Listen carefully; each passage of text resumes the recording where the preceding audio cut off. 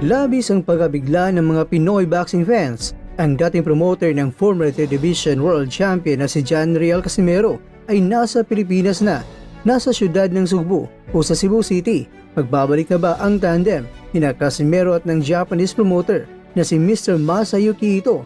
Kasunod na ba dito ang pirmahan ng kontrata?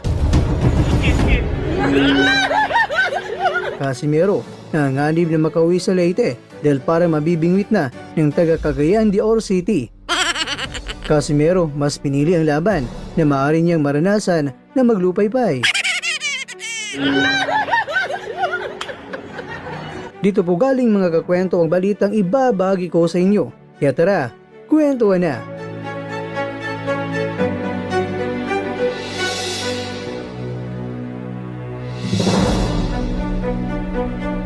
Marami ngayon ang nagulantang dalang head ng Treasure Boxing Promotion